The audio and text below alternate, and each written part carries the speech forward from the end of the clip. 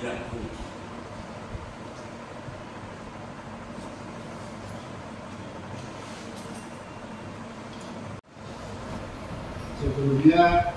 silakan tanda tangani untuk acara persidangan yang lalu.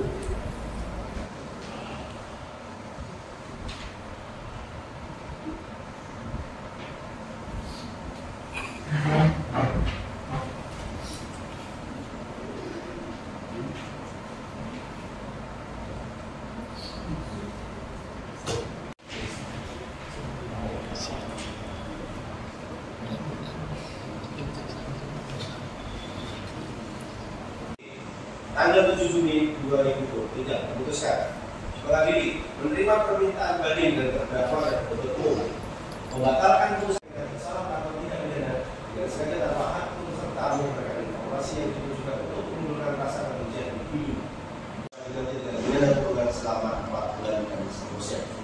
6. Bahwa terhadap putusan Majelis Hakim Pengadilan Negeri Semarang tanggal 14 September 2023 memutuskan menolak permohonan kasasi dari seluruh pemohon kasasi 1 umum pada Rp9.500. 7. Bahwa dalam kasus larangan menyiarkan berita atau pemberitahuan bohong yang menimbulkan keonaran seperti berita bohong. Putusan MK nomor 105 garis miring PU dan Panitera Pengganti Samudyanto SH akan segera memulai di Nur Alisai.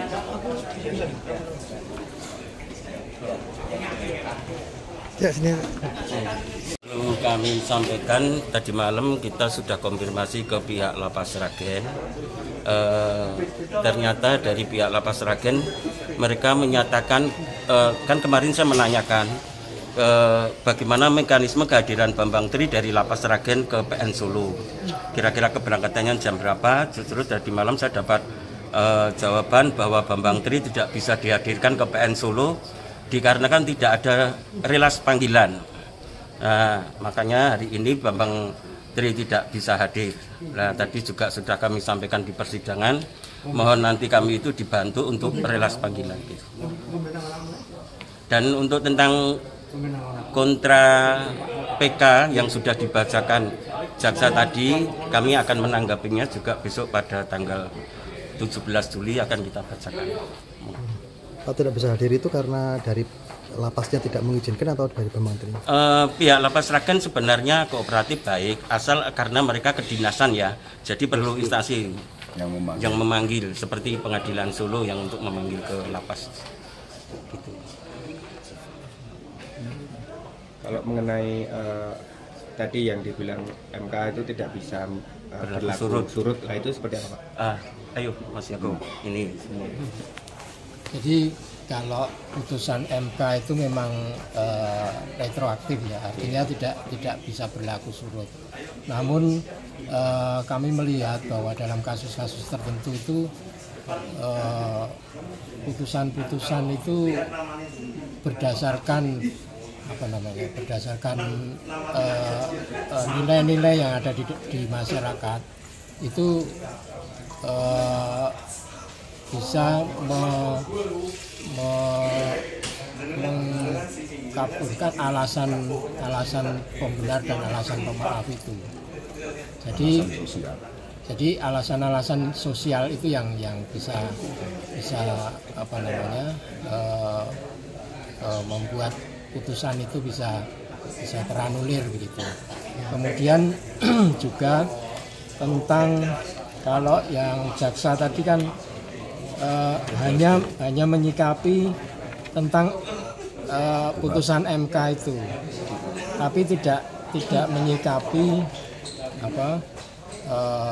alasan-alasan PK kami yang lainnya. Ada 16 kemarin yang kita tuangkan. Ada 16 itu kita dari jaksa itu tidak menanggapi secara keseluruhannya, sehingga kami akan menanggapi dalam tanggapan kami mendatang.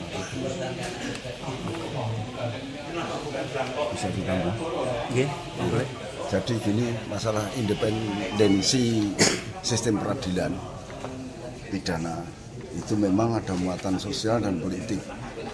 sehingga muatan-muatan politik yang harus disikapi seluruh masyarakat itu memang dengan adanya peninjauan kembali berarti membongkar istilahnya uji materi apa yang diputus tingkat peradilan pertama, kedua, sama ketiga Mahkamah Agung.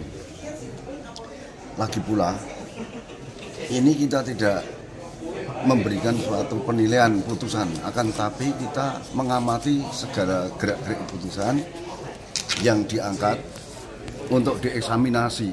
Jadi apabila ada kekilapan hakim, itu syarat mutlak untuk kita tinjau. Maka peninjauan kembali adalah suatu sumber hukum yang perlu dikritisi oleh para penegak hukum.